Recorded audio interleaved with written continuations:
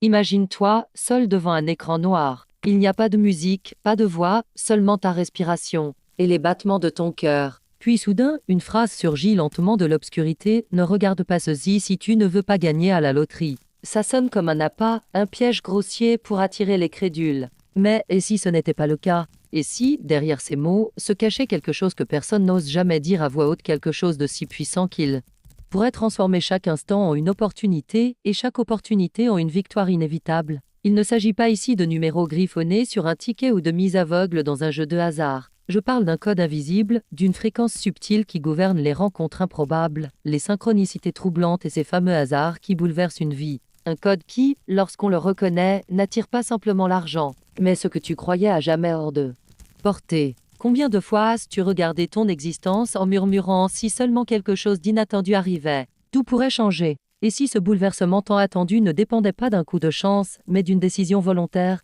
Et s'il existait un mécanisme précis, une clé intérieure capable d'ouvrir, sans effort visible, les bonnes portes au bon moment? Beaucoup préfèrent ne pas entendre cela, parce que savoir, c'est choisir. Et choisir, c'est porter le poids d'une vérité qu'on ne peut plus ignorer. C'est comme se tenir devant une porte interdite, une fois ouverte, on ne revient jamais en arrière. Ce qui se trouve de l'autre côté peut te libérer, ou faire exploser toutes tes certitudes sur l'argent, le destin et ce que tu mérites vraiment. Ce que je vais te dévoiler n'apparaît dans aucun manuel de jeu ni dans les bons conseils murmurés autour d'un café. Cela vibre dans le silence, ça déplace les énergies autour de toi avant même que tu ne prennes une décision. C'est la manifestation dans sa forme la plus pure, celle qui n'attend pas de feu vert, ne croit pas au bon moment et ignore le mot impossible. Et peut-être que, là, tout de suite, tu ressens un frisson dans le dos. Parce qu'au fond de toi, tu sais que ce message n'est pas arrivé jusqu'à toi par simple hasard. Peut-être que tu as cliqué sur cette vidéo machinalement. Mais une autre partie de toi comprend, il y a une raison profonde pour que tu sois ici maintenant.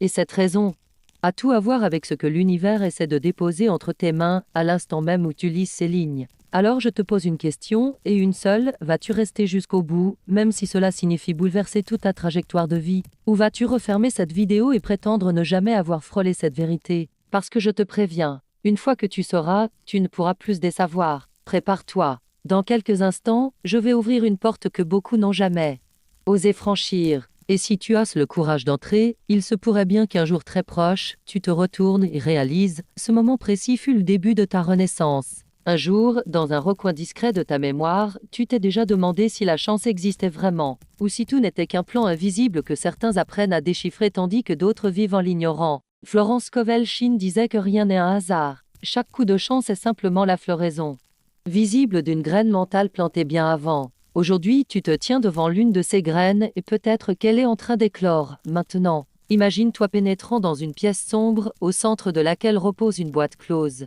Personne ne sait ce qu'elle contient, mais tous sentent que c'est précieux. La plupart passent devant, sans jamais oser l'ouvrir. Mais ceux qui connaissent la loi de la manifestation savent que la clé est déjà dans leur poche. Il ne s'agit pas de gagner à la loterie comme le monde le conçoit, mais de se synchroniser avec une fréquence où l'impossible est déjà garanti. Florence enseignait que les mots sont des ordres envoyés à l'univers. Ce ne sont pas des sons vides, ce sont des chèques signés que le cosmos doit honorer. Quand tu affirmes quelque chose avec conviction, tu dessines ton avenir. C'est pourquoi elle avertissait: attention à ce que tu déclares, car l'univers ne fait pas la différence entre tes désirs et tes peurs. Et voici le point le plus effrayant, mais aussi le plus fascinant: le jeu de la vie ne récompense pas forcément ceux qui méritent dans le sens habituel. Il récompense ceux qui connaissent les règles et jouent avec une confiance absolue. Si tu t'es déjà demandé pourquoi certains attirent les opportunités tandis que d'autres rament sans fin, comprends ceci: ce n'est pas de la chance. C'est une science spirituelle, un équilibre entre foi, imagination et action invisible. Peut-être crois-tu avoir tout essayé: affirmation, visualisation, billets cachés dans ton portefeuille. Mais il existe un détail crucial que peu connaissent. C'est peut-être pourquoi tes efforts n'ont pas porté les fruits espérés. Florence affirmait: la manifestation n'est pas une tentative de forcer l'univers, c'est l'acte de dissoudre les barrières intérieures qui empêchent ce qui est déjà à toi de te trouver. Et c'est là qu'intervient la fameuse manifestation interdite. On l'appelle ainsi parce qu'elle exige que tu brises un pacte silencieux que tu as passé avec tes propres limites. Ce n'est pas une formule magique, c'est une rupture. C'est le moment où tu cesses de demander et où tu commences à agir comme si tu avais déjà reçu. Cela effraie l'esprit logique, mais électrise l'esprit créateur. Peut-être qu'en lisant ceci, tu ressens cette gêne étrange, comme une porte qui s'ouvre à l'intérieur. Florence dirait que c'est le signe que la graine germe enfin, et une fois que tu entres dans cette Fréquence, tout s'enchaîne, une rencontre inattendue, un message précis, une coïncidence troublante qui semble écrite juste pour toi. Et bientôt, la vie commence à se réorganiser.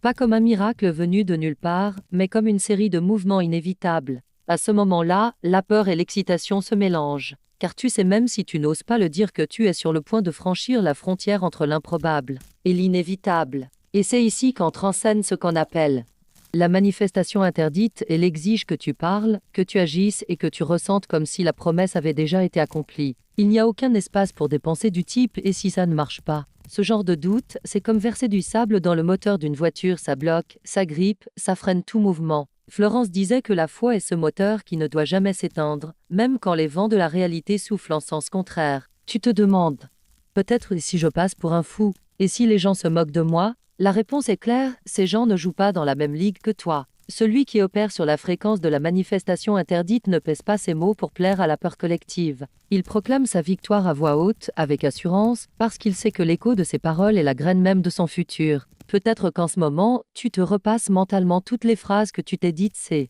derniers jours. Et peut-être réalises-tu que, sans t'en rendre compte, tu as semé des mots qui ont saboté ton propre champ de possibilités. La bonne nouvelle, c'est que le changement peut commencer ici, maintenant. Un simple ajustement dans ton dialogue intérieur peut réaligner toute ta trajectoire. Et lorsque tu commences à parler avec autant de certitude que le soleil se lève chaque matin, quelque chose change. Au début, ce n'est presque rien, une invitation imprévue, un remboursement inattendu, une nouvelle qui ouvre une porte. Mais très vite, comme un courant qui s'accélère, l'impossible commence à se rapprocher. Et tu comprends alors que la loterie, ce n'est pas juste un ticket, c'est un état mental. Florence disait qu'il y a un moment où la vie teste la solidité de ta conviction. Cet instant où tout semble ralentir, comme si l'univers voulait vérifier si tu crois vraiment à ce que tu as déclaré. C'est là que beaucoup lâchent prise et qu'un simple doute annule tout ce qu'ils avaient patiemment construit. Mais ceux qui tiennent bon à travers cette épreuve découvrent une vérité qui change tout. L'univers ne trahit jamais son engagement. C'est nous qui, bien souvent, reculons trop tôt.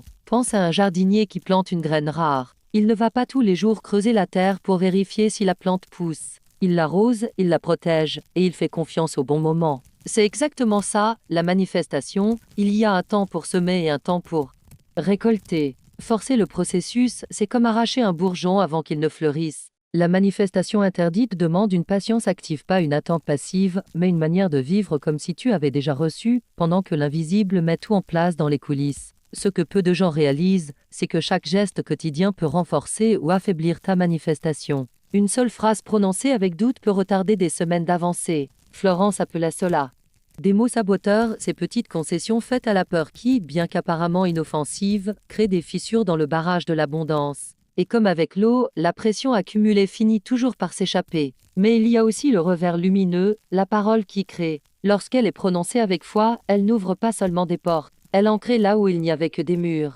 Un simple « je l'ai déjà affirmé avec assurance » peut rediriger tout un destin. C'est pour cela que la manifestation interdite semble si audacieuse pour ceux qui ne la comprennent pas, parce qu'elle exige que tu parles avant de voir, que tu vives avant de toucher. Et voici une révélation que Florence partageait souvent avec un sourire en coin. Pour elle, la loterie n'avait rien à voir avec des numéros tirés au hasard. Il s'agissait d'une compétence spirituelle, celle d'entraîner ton âme à vivre en état de victoire permanente. Car celui qui vit dans cette fréquence finit toujours par attirer la forme de richesse que sa foi a su façonner. Cela peut être un gain, une rencontre providentielle, ou même quelque chose de bien plus grand que tout ce que tu avais imaginé. Si un jour tu t'es surpris à rêver de ce que ce serait de tenir en main le billet gagnant, ferme les yeux maintenant et fais plus que rêver, ressens. Ressens le poids du papier, le son de ton souffle qui s'accélère, les messages qui commenceraient à affluer sur ton téléphone. Plus cette scène est réelle dans ton esprit, plus elle devient inévitable dans ta vie. Certains diront que ce n'est qu'une illusion. Mais Florence répondait, l'imagination est la répétition générale du réel.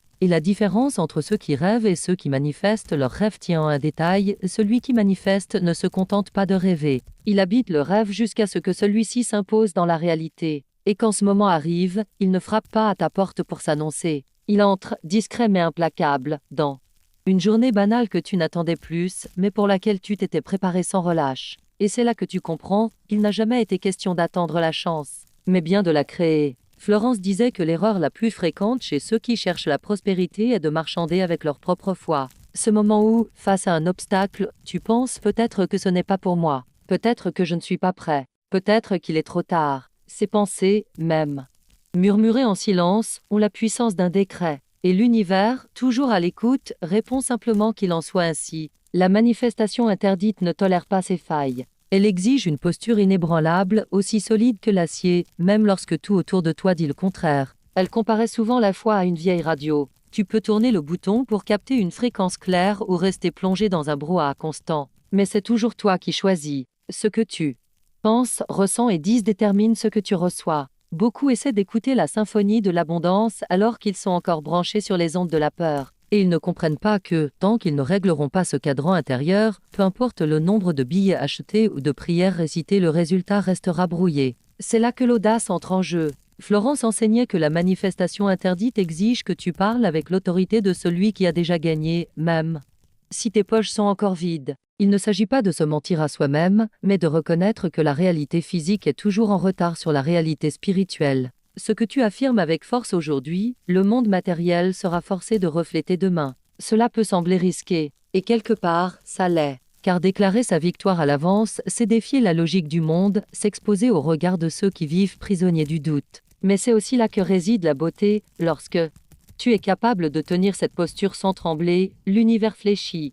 C'est comme s'il disait « si tu ne recules pas, moi non plus ». Florence appelait cela le pacte de la certitude. Une alliance silencieuse que tu scelles avec Dieu et le courant sacré de la vie. Dès cet instant, les synchronicités deviennent inévitables, une phrase entendue au hasard, un chiffre qui revient encore et encore, une opportunité qui semblait impossible. Et soudain, elle est là. C'est le jeu qui te répond. Et il y a une chose que peu osent admettre, la sensation qui accompagne ces signes n'est pas juste de la joie. C'est un mélange de surprise, de respect sacré, parfois même d'un frisson de crainte. Parce qu'au fond de toi, tu sais que tu viens de toucher quelque chose de réel. Que cette magie dont parlent les autres n'est rien d'autre que la science spirituelle mise à nu. Chaque signe a une invitation à avancer un peu plus loin. Chaque petite victoire est une preuve silencieuse que le champ est dégagé pour quelque chose de plus grand. Et plus tu réponds à ces invitations avec audace et gratitude, plus le décor de ta vie se transforme rapidement. C'est à ce moment que la manifestation interdite commence à dévoiler son vrai visage. Son but n'est pas seulement de t'offrir un ticket gagnant,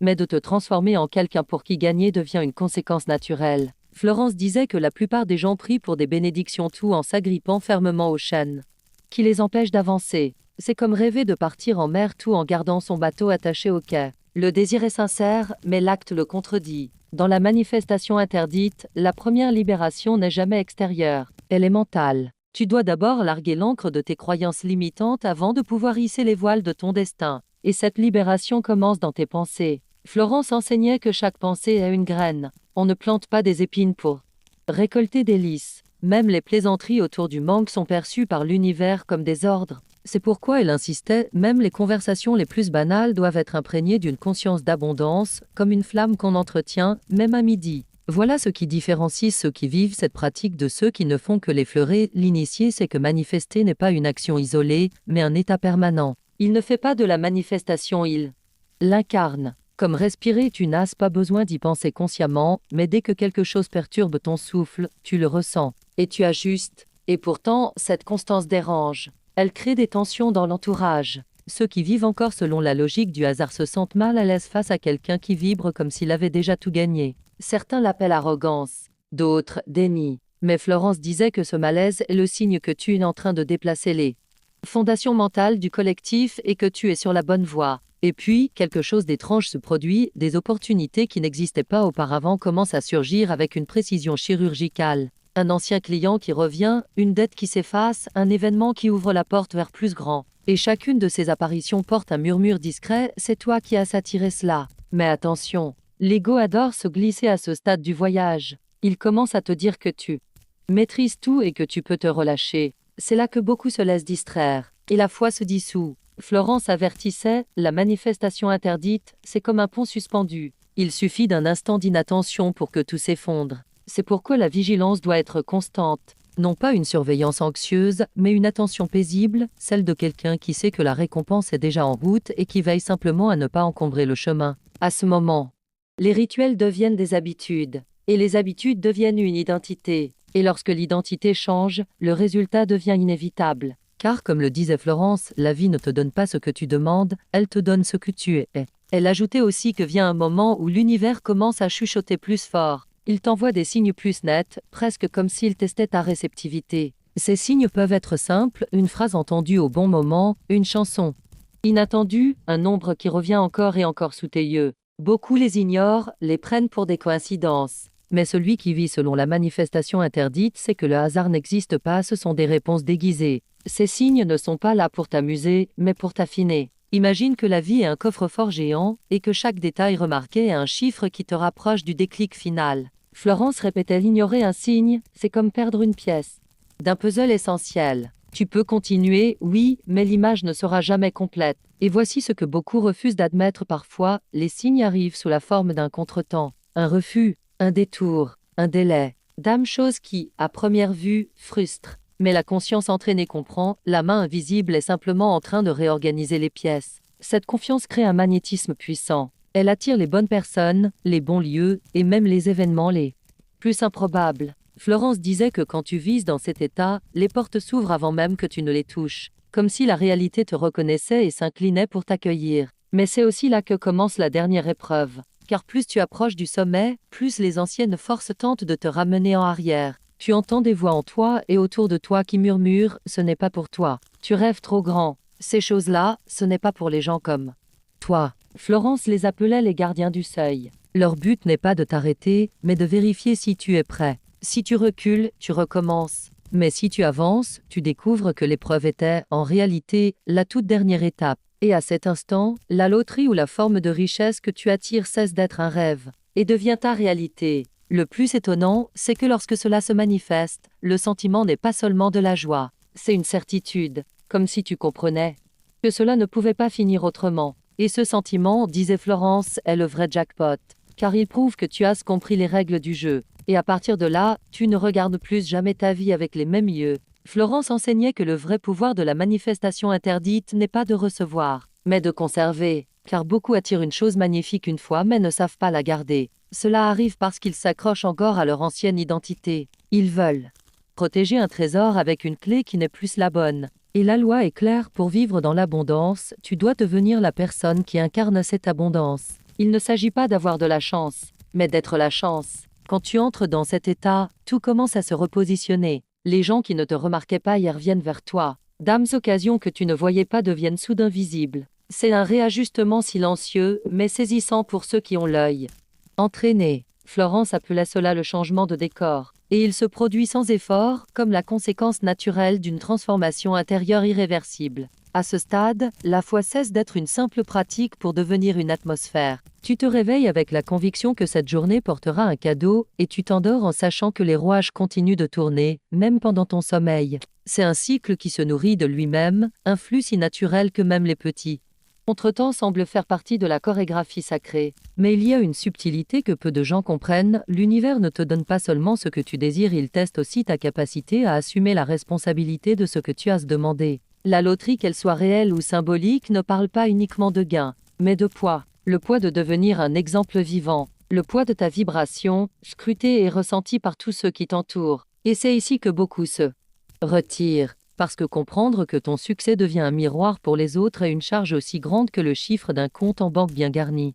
Florence disait que la vraie prospérité exige du courage non seulement pour conquérir, mais aussi pour porter cette lumière sans en avoir honte. À ce moment, les dernières résistances surgissent. D'âmes croyances oubliées, des peurs anciennes, des souvenirs d'échecs reviennent comme pour dire « Et nous, tu nous laisses derrière ». Mais si tu les regardes droit dans les yeux, avec la même sérénité que celle de quelqu'un qui a déjà traversé des tempêtes, tu verras qu'elles ne sont que des ombres qui cherchent à survivre là où la lumière règne déjà. Et soudain, presque sans t'en rendre compte, tu réalises que tu vis exactement ce que tu avais proclamé avec foi bien avant d'en voir la moindre trace. Et cette certitude est comme franchir un pont qui s'effondre derrière toi, plus de retour possible. C'est là que le jeu change pour toujours, car il n'y a plus de séparation entre ce que tu es et ce que tu manifestes. Florence disait qu'il existe un instant où la manifestation cesse d'être un acte de foi et devient un reflet inévitable de ton identité. Tu n'as plus besoin de te convaincre. La certitude s'est installée dans tes os, elle respire avec toi, elle résonne dans chaque mot que tu prononces.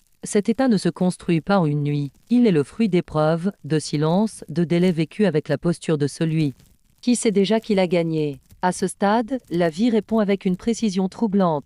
Tu penses à quelque chose le matin, l'opportunité se présente le soir. Tu parles d'un désir à quelqu'un, et quelques jours plus tard, la réponse arrive comme si elle t'avait entendu. La réalité semble se plier à ta vibration. Florence appelait cela le point de non-retour de la foi, ce moment où toi et le résultat devenaient inséparables. Mais comme tout seuil sacré, celui-ci s'accompagne aussi de son dernier défi. C'est comme si l'univers, avant de te remettre la clé finale, murmurait « Es-tu prêt à vivre sans l'excuse de l'ignorance de ton pouvoir ?» Car une fois cette ligne franchie, tu ne peux plus faire semblant de ne pas savoir. Chaque pensée devient consciente. Chaque parole est un décret. Chaque geste devient créateur. C'est un moment à la fois libérateur et exigeant. Libérateur, car tu réalises que tu as toujours eu le pouvoir. Exigeant, car tu comprends que si ta vie n'était pas là où tu voulais, c'était à un certain niveau à cause de toi. Florence disait que cette vérité est à la fois la plus rude et la plus belle à intégrer. C'est là que la manifestation interdite révèle son essence profonde. Il n'a jamais été question d'un simple gain,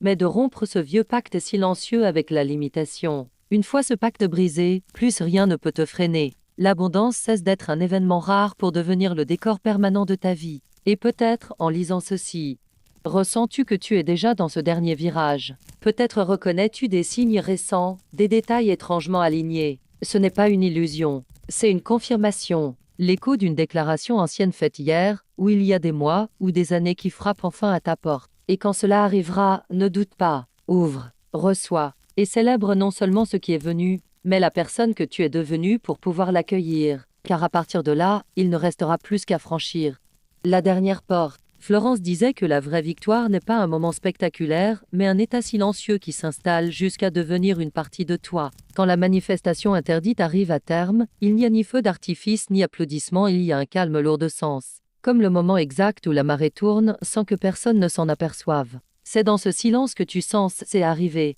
Et mieux encore, tu comprends que c'était déjà en train d'arriver depuis le premier instant où tu as osé déclarer l'impossible. La sensation est étrange au début. Ce n'est pas un cri de joie, mais une reconnaissance profonde, presque sacrée. Tu regardes autour de toi et tu sais que le décor a changé. Mais plus encore, tu sais que tu as changé. Tu n'es plus celui ou celle qui espère un miracle. Tu es celui ou celle qui vit en miracle permanent. Florence disait, voilà la vraie loterie. Pas un prix à encaisser, mais un état de conscience que rien ni personne ne peut t'enlever. Et à partir de ce moment, la question change. Elle n'est plus est ce que ça va arriver, mais qu'est-ce que je peux créer maintenant, à partir d'ici, car le jeu s'élargit. Les règles ne te font plus peur. Tu sais que chaque mot est une brique, chaque pensée, du ciment, chaque geste, une touche finale à une réalité en constante construction sous ton autorité. Et ce qui est le plus bouleversant, c'est l'impact que cette nouvelle posture a sur les autres. Dame Jean s'approche, te demandant mais qu'as-tu fait, comme s'il y avait un secret caché derrière tes yeux. Et tu souris, car tu sais qu'il n'y a pas de secret. Juste un engagement ferme à vivre déjà dans la vibration de ce que tu désires. Et si quelqu'un est prêt, tu peux lui révéler qu'il existe une manifestation interdite, non pas parce qu'elle est défendue, mais parce qu'elle défie toutes les lois de la peur. À cet instant, le cercle se referme, ce qui n'était qu'un souhait timide devient maintenant un témoignage vivant. Et ce témoignage est contagieux. Il sème des graines dans les autres tout comme, un jour, Florence les a semées en toi. Et ce qu'il y a de plus beau, c'est de comprendre que lorsque tu inspires quelqu'un d'autre, tu ne perds rien. Tu démultiplies ton pouvoir. C'est ainsi que l'abondance devient éternelle, non pas dans l'accumulation silencieuse, mais dans l'expansion qui survient quand tu donnes sans crainte de manquer. Car maintenant tu sais, sans la moindre hésitation, qu'on ne peut pas perdre quand on vit dans cet état. Le courant est constant, la source est inépuisable, et le jeu est toujours en ta faveur. Et lorsque tu respires profondément et que tu regardes l'horizon, tu comprends que ceci n'est pas une ligne d'arrivée, mais le tout premier virage d'un chemin qui ne se termine jamais. Quand tu regardes en arrière et repenses à chaque mot entendu aujourd'hui, tu sais que rien de ce qui a été dit ici n'était un truc ou un secret caché derrière des rituels complexes. Ce que nous avons partagé, c'est un basculement d'état, un pacte silencieux avec la vie, qui commence au moment même où tu choisis de vivre comme si tu avais déjà reçu ce que tu désires. Florence Kovelchine enseignait que la vraie victoire ne consiste pas seulement à toucher le prix, mais à devenir la personne qui l'attire naturellement, encore et encore, sans peur de le perdre. Voilà l'héritage que personne ne peut arracher, car il est gravé dans la profondeur de ton être. Peut-être ressens-tu maintenant un mélange d'agitation et de clarté. L'agitation de réaliser que le pouvoir a toujours été entre tes mains, et la clarté de comprendre que tu ne pourras jamais redevenir la personne d'avant. Il ne s'agit plus de tenter sa chance ou d'attendre qu'un hasard généreux frappe à ta porte. Il s'agit désormais d'aligner chaque pensée, chaque mot, chaque geste avec la vibration de ce qui est déjà tien, de plein droit. Et lorsque cela se produit, la vie n'a pas d'autre choix que de s'incliner devant ta certitude. Le silence qui suit cette prise de conscience est dense, sacré. C'est le même silence qu'avant l'aube, ce moment suspendu où le monde semble retenir son souffle avant de changer de couleur. Et c'est dans ce silence que tu choisis, vas-tu retourner sur l'ancien chemin, ou franchiras-tu enfin la frontière vers ce territoire où l'abondance devient inévitable? Et si tu choisis de franchir, fais-le avec des pas assurés, car il n'y aura pas de retour en arrière et c'est la meilleure nouvelle que tu pouvais recevoir. Alors respire profondément et pose-toi cette question: qu'est-ce que je suis prêt à déclarer aujourd'hui, avec la certitude que c'est déjà réel? Voilà la question qui transforme. Voilà la question qui ouvre la porte de la manifestation interdite et la transforme en chemin, non un événement ponctuel. N'attends pas un autre signe. N'attends pas le moment parfait. Il a commencé au moment même où tu as décidé d'écouter jusqu'ici. Si ces mots ont réveillé quelque chose en toi, si une étincelle s'est allumée, cette étincelle dont Florence disait qu'elle était le point de départ de tous les miracles, alors ne garde pas cela pour toi. Mets un j'aime à cette vidéo, écris en commentaire ce que tu es prêt à proclamer comme ta vérité, et partage-la avec quelqu'un qui a besoin de se rappeler que son destin peut encore être réécrit. Et abonne-toi non pas comme on suit un simple canal, mais comme on rejoint une communauté qui croit en l'impossible, et le rend inévitable, car la partie a déjà commencé. Et cette fois, c'est toi qui tiens les cartes.